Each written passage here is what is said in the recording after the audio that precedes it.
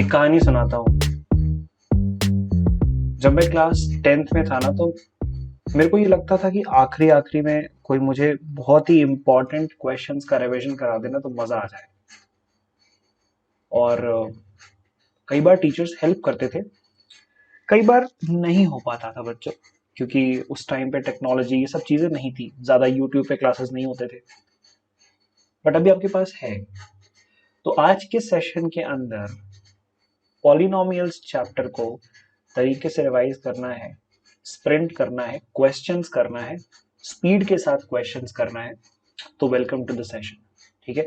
तो बच्चों, first of all my name is Deenbandhu Pandey. आपको पता है कि जो कल हमारा सेशन हुआ था, जहां पे हमने रियल नंबर्स को कवर किया था, वहां पे हमने रियल नंबर्स के मोस्ट इंपॉर्टेंट क्वेश्चंस उठाए थे।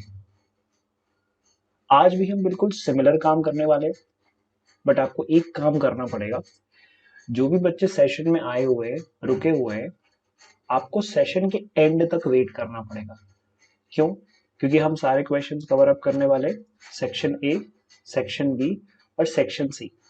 तीनों सेक्शन से हमारे क्वेश्चंस होने वाले, पहली चीज। दूसरी सबसे इंपॉर्टेंट चीज ये है कि तीनों सेक्शन से क्वेश्चंस तो हम करने वाले हैं ऑब्वियसली, बट एक लास्ट सेक्शन जहां पे केस बेस्ड स्टडी क्वेश्चन है, वो भी हम करने वाले हैं। सो बच्चों, welcome to the session. Let's begin our process. अच्छा, पॉलिनोमियल्स में ज्यादा कुछ लफड़ा नहीं है, क्योंकि आपको पता है कि दो ही टॉपिक्स आ रहे हैं। एक तो जीरोस ऑफ द पॉलिनोमियल और दूसरा वो भी क्वाड्रेटिक पॉलिनोमियल का आ रहा है। देखो यार, कल का सेशन आपने नहीं देखा है तो गो एंड वॉच दैट।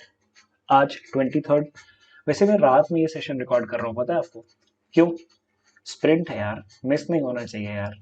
चलो, सो बच्चों, कल का कभी सेशन आप देख लेना, मतलब मंडे को जो आने वाला है। ठीक है। So all the people, big welcome to the session. Let's begin the process. ठीक है। तो अभी हम एक छोटे से कोट के साथ सेशन स्टार्ट करेंगे। We did not come to fear future, we came here to shape it. Barack Obama जो भी है।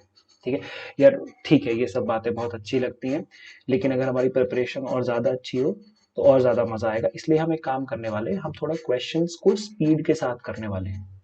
मतलब हर क्वेश्चन के लिए मैं आपको टाइम काफी कम देने वाला हूँ, क्योंकि आपको भी ये कोशिश करना है कि घर पे जब आप क्वेश्चन कर रहे हो तो कम टाइम लेके क्वेश्चंस करो, क्योंकि एग्जाम में नर्वसनेस एक फैक्टर हो जाता है। ठीक है। तो दो तीन टिप्स बता रहा हूँ। क्वेश्चंस करना, जहां पे लगे कि नहीं यार थोड़ा वीडियो को पॉज कर लेते फिर देख लेंगे, वो भी कर सकते हो, बट मेरे साथ करो तो बेटर रहेगा। ठीक है बच्चों, ये कल का क्वेश्चन था और इसका आंसर है 6 to the power n can not and with zero. Remember that. और आगे बढ़ते हैं। ठीक है। आपको पता है कि यार 40 मार्क्स का पेपर है, 90 मिनट्स में आप करने वाले हो। Section A, section B, section C होने वाला है, और अलग अलग ये सारा बाइफर्केशन आपको पता है, मुझे बार बार बताने की जरूरत नहीं है। हम सीधे चलेंगे अलजेब्रा, जहां से 10 मार्क्स का पेपर आने वाला है। अब सुनो, पूरे अलजेब्रा से 10 मार्क्स आ रहे हैं, मतलब कुछ मार्क्स आपके पॉलिनोमियल्स के होंगे, and some decent amount of marks will be devoted for the next chapter, that is pair of linear equations in two variables. तो बस शुरू करते हैं कहानी फिर। ठीक है। सो बच्चों देखो, पहले हम एक काम करेंगे। हम पहले वन मार्क, सो देखो सारे के सारे वन मार्कर क्वेश्चन है, स्पीड बढ़ाना है। और let's begin with the question number 1। All the people on the section number A, question number 1 on your screen. एक काम करना, जहां पे लगे कि आपको ज्यादा टाइम चाहिए क्वेश्चन करने के लिए, वीडियो पॉज करना, क्वेश्चन करना, प्ले करना, and you can watch the answer of the question. But एक काम मत करना कि बस आप वीडियो ऐसे बैठ के देख रहे हो, नहीं। ये करोगे तो तुम्हें बोर्ड्स में नुकसान होगा, पता है क्यों? क्योंकि ये बहुत ही गलत तरीका है पढ़ने का। तो कॉपी उठाओ, किताब उठाओ, क्वेश्चन पे आ जाओ। पहला क्वेश्चन आपकी स्क्रीन पे ये रहा। The quadratic polynomial sum of whose zeros is -5 and the product is 6. Sum of the zeros is -5 and the product is 6. Perfect. Sum of zeros -5 है, मतलब सिंपल सी बात है। अगर आप यहाँ पे देखोगे कि सर यहाँ पे क्या कह रहा है कि sum of zeros equals to -5, मतलब alpha plus beta should be -5, and alpha multiplied by beta is equal to 6, कोई दिक्कत नहीं है, हमें पता है ये तो माइनस बी अपॉन ए होता है, दैट इज इक्वल टू -5, ये होता है हमारा C upon A which is equal to 6। काम हो गया, पता है कैसे? सुनो तो, क्या कर रहे हैं, माइनस माइनस कैंसिल, आप क्या करो, ए की वैल्यू को आप 1 सपोज कर लो, क्यों? वैसे कुछ भी सपोज कर सकते हो, 1 2 3 -1 -2 4/3, कुछ भी कुछ भी कुछ भी, बट यहाँ पे देख रहे हो हर जगह ए की वैल्यू 1 है। हाँ, the coefficient of X square, कुछ करना ही नहीं फिर तो, ए की वैल्यू 1 हुई तो b upon 1 is equal to 5, तो b की वैल्यू हो गई 5 और c की वैल्यू हो गई 6, b की वैल्यू 5, c की वैल्यू 6, ऑप्शन नंबर ए। ठीक है, अगले क्वेश्चन पे चलते हैं, आई थिंक ये काफी सॉर्टेड है। Let's go to the next question, all the people बस जस्ट एक सेकेंड रुक जाओ, परफेक्ट, ठीक है, काफी करेक्ट आंसर है। Let us begin with the next question. Question बोल रहा है, find the zeros of the quadratic polynomial whose zeros are, okay, मतलब अच्छा, sorry, find the quadratic polynomial whose zeros are reciprocal of the zeros, अच्छा कुछ भी, मतलब simple सी बात है कि whose zeros are reciprocal of the zeros of the poly, मतलब ख्याल से एक जीरो जो है ना वो दूसरे जीरो का रेसिप्रोकल है, शायद, पता नहीं, देखते हैं चलो, अगर एक जीरो दूसरे जीरो का रेसिप्रोकल, इसका मतलब है कि मान लो अल्फा और बीटा ये दोनों जीरोस होंगे, एक दूसरे के रेसिप्रोकल होने का मतलब क्या है, बीटा को हम लिख सकते हैं 1 अपॉन अल्फा, तो प्रोडक्ट ऑफ जीरोस क्या आएगा, मतलब alpha multiplied by beta will be equals to alpha multiplied by 1 upon alpha, और इसकी वैल्यू हमें पता होती है सी अपॉन ए होती है।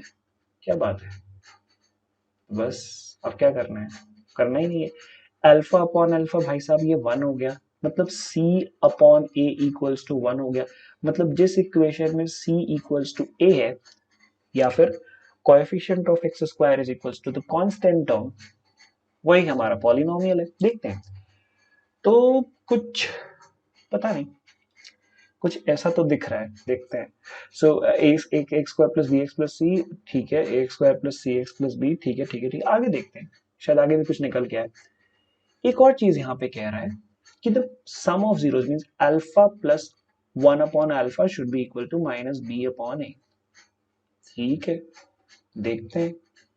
अब ये जो माइनस बी अपॉन ए का जो कॉन्सेप्ट आ रहा है, तो अब इसमें हम कैसे समझ रहे हैं इस पर्टिकुलर क्वेश्चन को, तो मेरे ख्याल से बच्चों, अगर आप ध्यान से देखोगे कि इसके अगर सम ऑफ जीरोस बराबर, मतलब हम ए की जगह सी को रख सकते हैं, सॉरी प्रोडक्ट ऑफ जीरोस अगर 1 आ रहा है तो सी की जगह हम ए को भी रख सकते हैं, तो मेरे ख्याल से करेक्ट आंसर आपको डायरेक्टली यहाँ पे मिल रहा है। और सुनो बच्चों, एक और बात है कि इस क्वेश्चन में एक और छोटी सी चीज जो आपको ध्यान रखनी है, वो क्या है, एक सेकेंड रुक जाओ, ये क्या प्रॉब्लम, परफेक्ट, ठीक है, तो 2-3 चीजें हैं जो आपको ध्यान रखना है।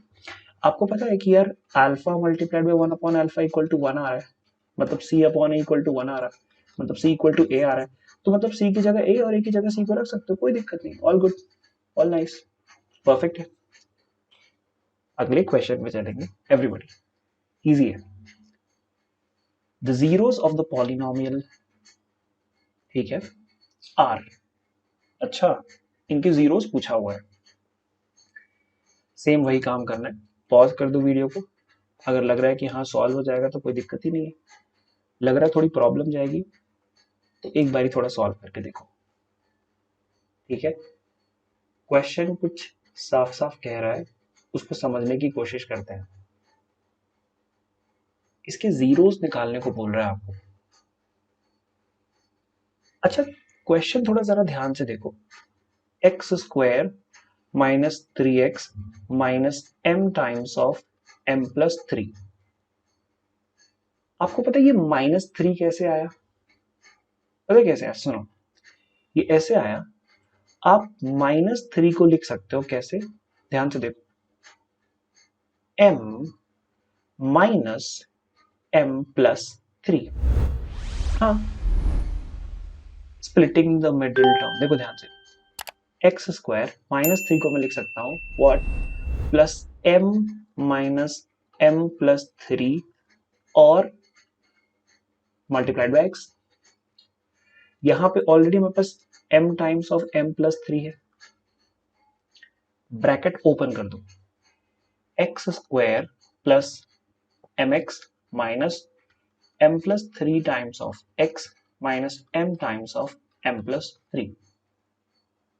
पहले वाले से x कॉमन ले लो तो x प्लस m बचेगा, अगले वाले से minus of m plus 3 common ले लो, फिर से आपके पास x प्लस m बचेगा, x प्लस m कॉमन ले लो, दोनों में कॉमन है, तो बचा आपके पास x minus m plus 3 equals to 0। क्यों आप जीरोस निकाल रहे हो, तो एक बार या तो ये 0 होगा, मतलब x equals to minus m होगा, या तो बगल वाला 0 होगा, मतलब x equal to m plus 3। तो आई थिंक काफी सिंपल तरीके से आप यहाँ आंसर निकाल सकते हो। इजी था यार, ये काफी इजी था। एक बार ना आप एक काम कर सकते हो, you can pause the video and you can look into the correct answer, अपना आंसर निकाल के, ठीक है। वैसे सिंपल था, टफ नहीं था ये, ठीक है। Will go. ओ हो गया, पता कैसे, क्या ये पॉलिनोमियल है, पहले तो ये सोचो, क्यूबिक, क्वाड्रेटिक, लीनियर है कि नहीं बाद में सोचेंगे, पर पहले देखो क्या ये पॉलिनोमियल है। आंसर है नहीं। क्यों? क्योंकि आपको पता है कि अगर मैं इसको थोड़ा और प्रॉपरली लिखूंगा, it will look like X cube plus root 3 X to the power 1/2 cube, क्योंकि रूट जो है ना वो एक्स के ऊपर भी लगा हुआ है। अब जो आंसर आएगा, और यहाँ +7 लगा दो, कोई दिक्कत नहीं है। तो आपको पता है कि वेरिएबल की जो पावर है ना वो होल नंबर होनी चाहिए, और यहाँ पे नहीं है। पॉलिनोमियल की डेफिनेशन में बोलता है कि वेरिएबल की पावर होल नंबर होनी चाहिए, जो कि यहाँ पे नहीं है। तो वेरिएबल की पावर अगर होल नंबर नहीं है तो ये पॉलिनोमियल नहीं है, that's it. So it's not a polynomial at all. Next question. Oh beautiful question. वैसे ये क्वेश्चन मुझे होमवर्क देना चाहिए था, बट ठीक है, कर लो, साथ में करते हैं। अच्छा इसमें करना क्या है पहले ये देखते हैं। अच्छा दो जीरोस आपको देके रखे हुए हैं, पहला जीरो x इक्वल्स टू √5, दूसरा जीरो x इक्वल्स टू, थोड़ी गलती हो गई है, माइनस रूट के अंदर लगा दिया ना ना ना ना ना ना ना, इट शुड बी बाहर, माइनस ऑफ √5, ठीक है। ये जीरो था, वरना तो वो तो कॉम्प्लेक्स हो जाएगा। चलो बाय द वे, इस क्वेश्चन का आंसर ना आप वैल्यूज रख के भी निकाल सकते हो। कैसे? मैं सिंपल तरीका बताऊंगा, सॉल्विंग वाला एक तरीका पहले बता देता हूँ। पहले मेथड नंबर 1 बता देते हैं, ठीक है। उसमें क्या करना है, कुछ नहीं करना है, सुनो ध्यान से। मेथड नंबर 1 में ये करना है, आपको पता है कि x equals to √5 is the zero of the polynomial, मतलब x minus √5 is the factor of the polynomial. Simple. x equals to minus √5 is the zero of the polynomial.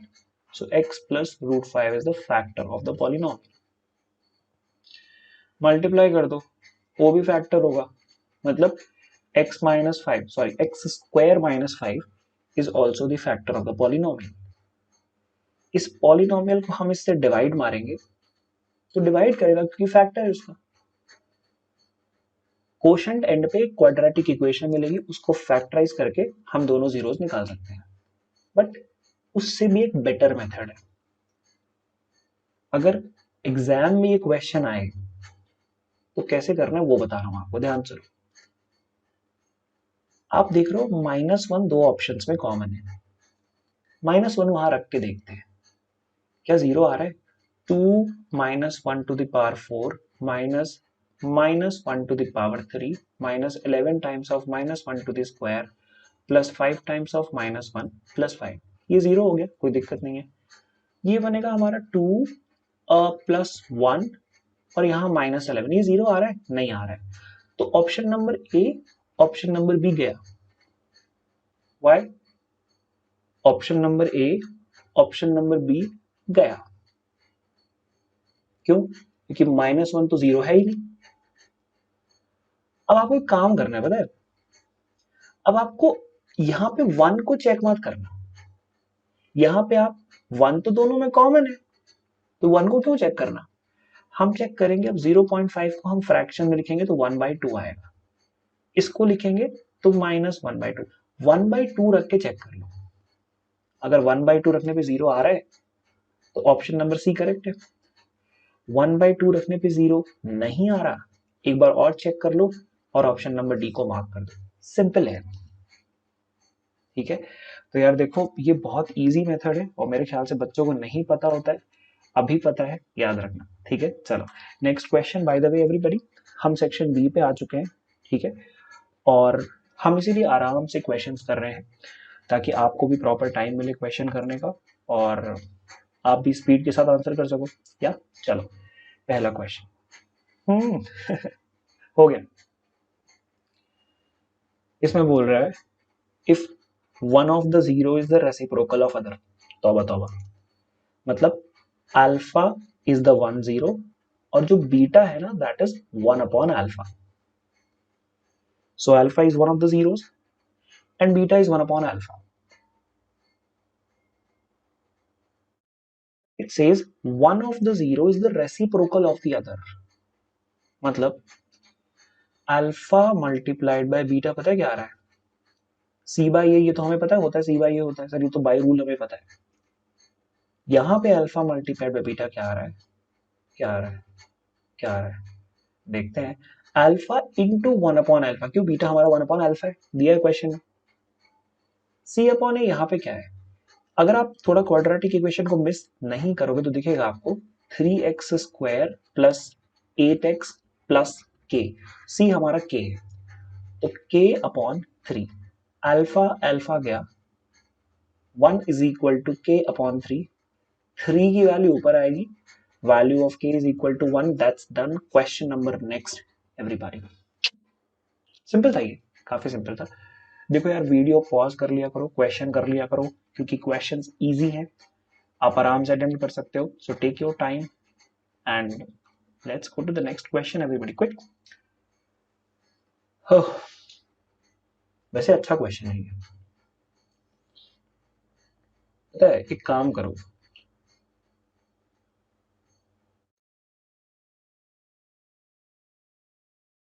Identity लगा सकते हो, पता है,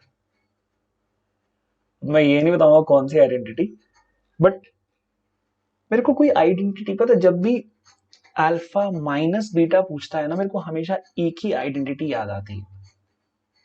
जब कभी भी क्वेश्चन अल्फा माइनस बीटा के ऊपर आया है ना, मुझे हमेशा एक ही आइडेंटिटी याद आती है। आपको नहीं पता है ना बच्चों, तो रट के रख लो, सबसे काम की आइडेंटिटी है वो।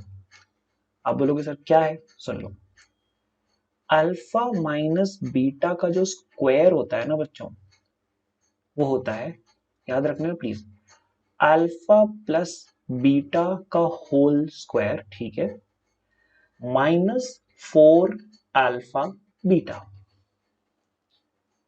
आप इस पॉलिनोमियल के लिए अल्फा प्लस बीटा निकाल लो जरा, कितना आ रहा है, -b/a, मतलब -5/2। सेम पॉलिनोमियल के लिए आप अल्फा बीटा निकाल लो, कितना आ रहा है, c/a, मतलब -9/2। पुट इट हियर, करके देखो। तो अल्फा माइनस बीटा का होल स्क्वायर, ये आइडेंटिटी है बच्चों, इसको आपको एज अ आइडेंटिटी याद रखना है, घर पे एक बार सॉल्व करना है यार, और काफी इंपॉर्टेंट है, समझ लो आप, वेरी वेरी इंपॉर्टेंट। अब क्या करना है, अरे put the value, get the answer, -5/2 का whole square -4 times of -9/2, solve it, answer ये हो जाएगा 25/4, 2 से कैंसिल कर दो, क्या ही दिक्कत है, +18 आई गेस, करेक्ट है, सॉल्व कर दो। तो मेरा तो आंसर आ गया, क्योंकि अल्फा माइनस बीटा का स्क्वायर जो आ रहा है यहाँ पे आ रहा है 97/4, तो अल्फा माइनस बीटा जो कि हमें निकालना है √97/4, काफी इजी क्वेश्चन है, आप आराम से कर सकते हो, मेरे ख्याल से एक बार आप घर पे ट्राई करना। अच्छा क्वेश्चन था। The most important part was the identity in the question, क्योंकि अल्फा माइनस बीटा का होल स्क्वायर का हमें कई दफा एक ही आइडेंटिटी याद होती है। मतलब कैसे हो, सुन लो ध्यान से कैसे हम उसको यूज करते हैं। आपको पता होता है कि अल्फा माइनस बीटा का जो होल स्क्वायर होता है ना, वो होता है alpha square plus beta square minus 2 alpha beta. आप दोनों साइड 4 अल्फा बीटा जरा ऐड करो, 4 अल्फा बीटा दोनों साइड जरा ऐड करो, तो पता चला कि अल्फा माइनस बीटा का whole square plus 4 alpha beta, sir ये तो प्लस 2 अल्फा बीटा बन जाएगा। मतलब ये तो सर अल्फा प्लस बीटा का होल स्क्वायर है, सर ये तो धोती खोल रहा है। मतलब ये तो हमें बेइज्जती कर रहा है ये तो हमारी। ठीक है, सिंपल नहीं है। अरे आपने वो मीम सुना होगा ना, अरे ये तो धोती खोल रहा है। मतलब किसमें, कौन सी मूवी है वो, पता नहीं। नायक, नायक। चलो let's go to the next question everybody, easy है। Oh, done done done done done done, खत्म खत्म खत्म खत्म हो गया।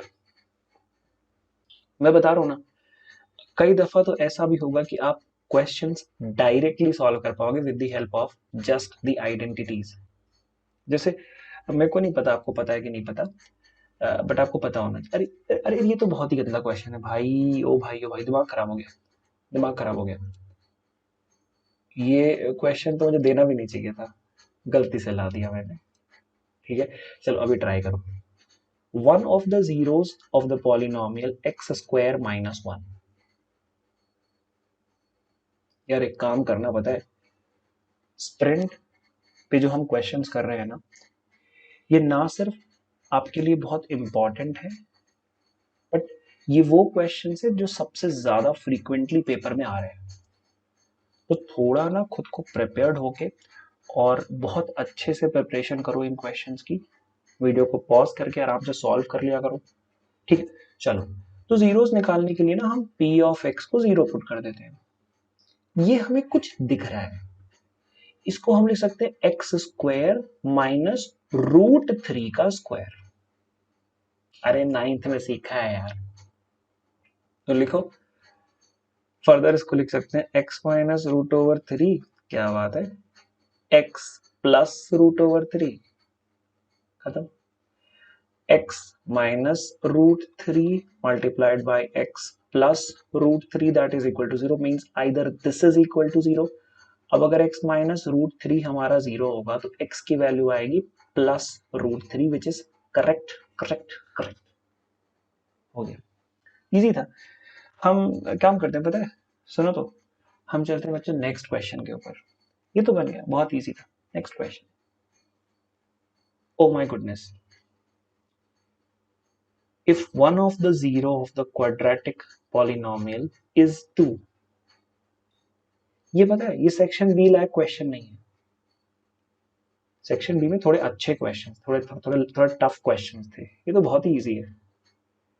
एक जीरो दिया हुआ है, जीरो है, तो उसको रखने में पॉलिनोमियल जीरो होगा। चलो, पॉलिनोमियल हमारा दिया हुआ है P of X is equal to K X square plus 3 times of X plus K. तो अगर एक्स इक्वल टू 2 रखेंगे तो ये हमारा जीरो होना चाहिए ऑब्वियसली, क्योंकि वो जीरो ऑफ द पॉलिनोमियल है।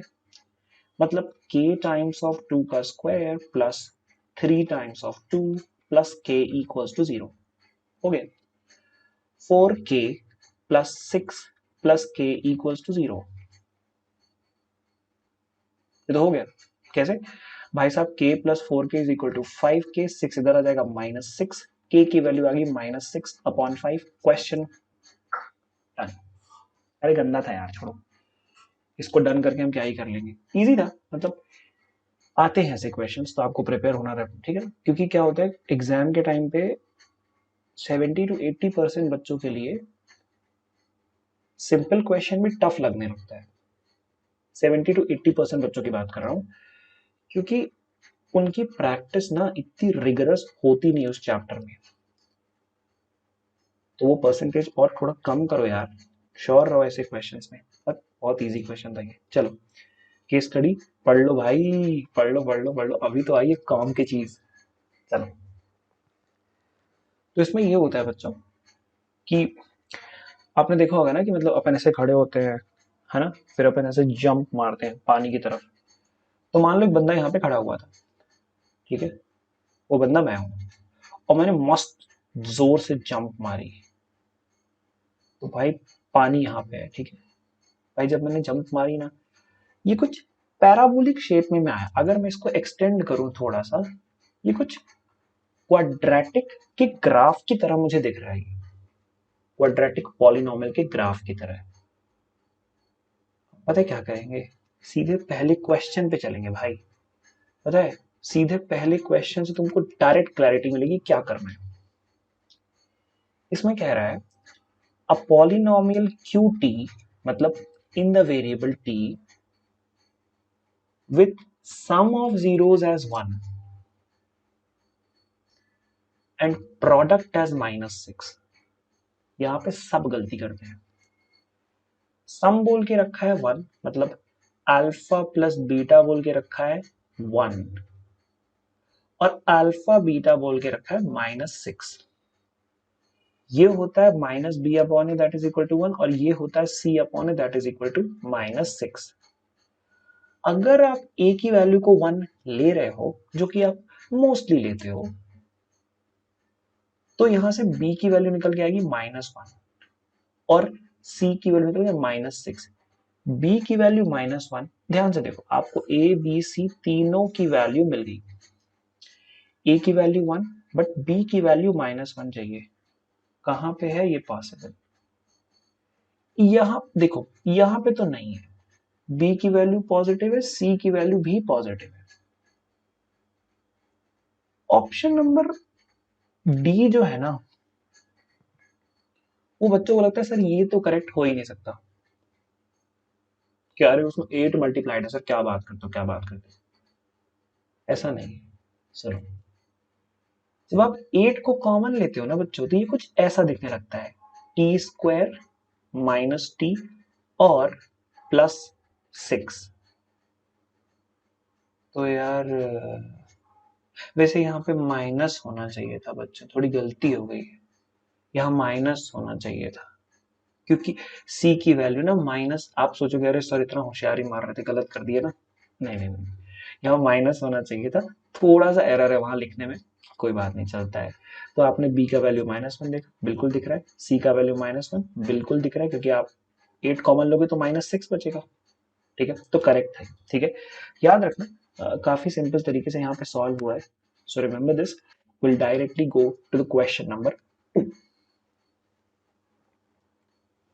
ये उसका आंसर वही करेक्ट था ना। ओ, ओ माय गॉड, ओ भाई, मेरे से गलती हो गई। सुनो सुनो सुनो सुनो सुनो, भाई साहब, ये तो हम गलती पे गलती कर दिए। सुनो, इसमें कुछ एरर नहीं था भाई, गलती होगी मेरे से। रुको रुको रुको रुको रुको रुको, तभी तो देखे, तभी तो देखे, सब सही है भाई, सब सही है, सब सही है, सब सही है, सब सही है। हम फंस गए, और हम फंस गए तो कोई भी फंस सकता है, और फंसना बुरी बात है। सुनो, आप पहले इसके अकॉर्डिंग बना लो एक पॉलिनोमियल, ए इक्वल्स टू 1, मतलब आप बनाओगे टी स्क्वायर माइनस टी और -6। ठीक है, अच्छा आप समझ आया। ऑप्शन नंबर सी को मैंने इसलिए निग्लेक्ट किया था क्योंकि यहाँ पे ये वाला टर्म नहीं था, राइट, और आंसर में ये वाला टर्म दिया हुआ है, आई गेस, इजंट इट? हाँ, तभी तो मिस कर गए ना, नहीं तो ऐसे कैसे मिस कर देते भाई। सही है, सही है, सॉरी सॉरी सॉरी, सब सही, सब सही है। यहाँ पे ना ये वाला टर्म था ही नहीं, लास्ट वाला टर्म नहीं दिख रहा ना, है ही नहीं, लिखा ही नहीं हुआ। 48 होता तब हम उसको कंसीडर करते। तो वैसे करेक्ट आंसर यही है कि आप चाहे तो 8t² -8t -48 लिख लो। मान लो आप माइनस कॉमन ले रहे हो, या आप -8 कॉमन लोगे, तो -t² +t+6 भी करेक्ट आंसर है, दोनों करेक्ट आंसर है। ठीक है, तो यहाँ पे ऑप्शन नंबर सी में ना ये वाली चीज उसने निगल ली है, दी नहीं थी, तो अपन ने इसको अलग लेवल पे जाके सोच दिया। चलो ठीक है, नेक्स्ट क्वेश्चन करते हैं।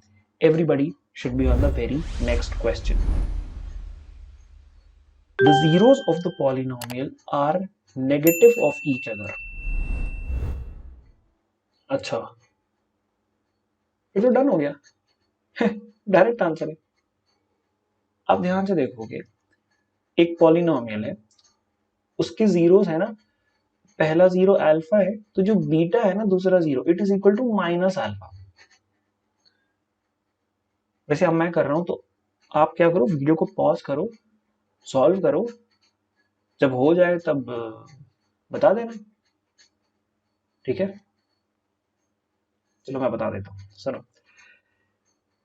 Zeros are negative of each other, मतलब की बात है कि अल्फा प्लस बीटा कितना होता है, माइनस बी बाई ए, ठीक है। अल्फा तो ठीक है, but what is beta, beta is minus alpha, equals to minus of b, क्या है, बी है आपका के माइनस 3 और ए क्या है, -12। अल्फा माइनस अल्फा जीरो हो गया, नेगेटिव नेगेटिव खत्म, पता चला भैया के -3/12 इक्वल टू जीरो है। अब 12 को कुछ हो नहीं सकता, ये न्यूमरेटर ही जीरो होगा, और क्या होगा, तो मतलब k -3 इक्वल टू जीरो, मतलब the value of k is equal to 3। Direct answer option number A, done.